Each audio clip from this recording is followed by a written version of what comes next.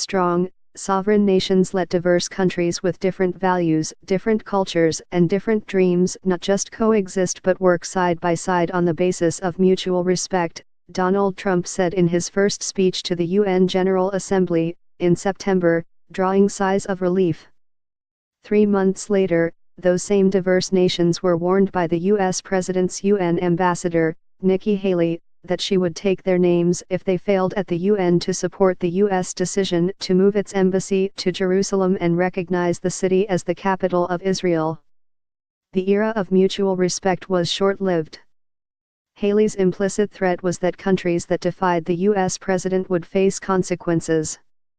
A few hours later, Trump made explicit what is implicit in America First diplomacy.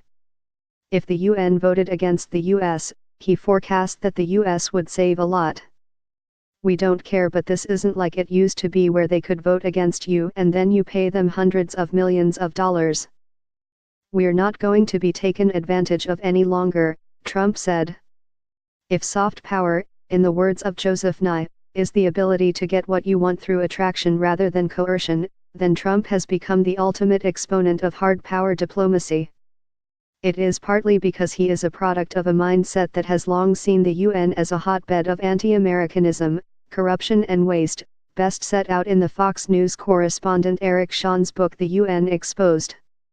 In the words of John Bolton, the U.S. ambassador to the UN in the George W. Bush administration, the UN has always represented a target-rich environment, especially due to its perceived anti-Israel bias. It can also be argued that Trump's bullying only put in lights a constant feature of hard power diplomacy at the UN. It is what David Haney, the former UK ambassador to the UN, describes as the trepidation index, the calculus of the consequences that come with voting against a big power.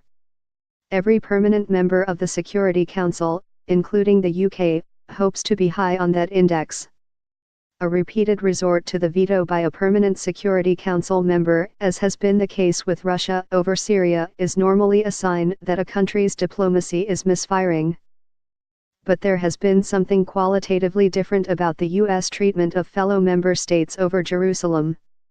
The line of attack was so populist, so redolent of a protection racket, that it can only be aimed at a domestic audience rather than an external one.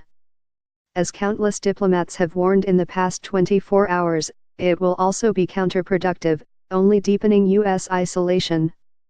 Despite the warnings, the UN General Assembly voted by a huge majority to reject Trump's unilateral recognition of Jerusalem as Israel's capital on Thursday, with Canada reportedly switching from supporting the U.S. to abstaining in protest at the attempt to strong-arm states. Even before the vote, Bolivia's UN ambassador, Sacha Laurenti, advised Haley that the first name she should write down in her black book was Bolivia.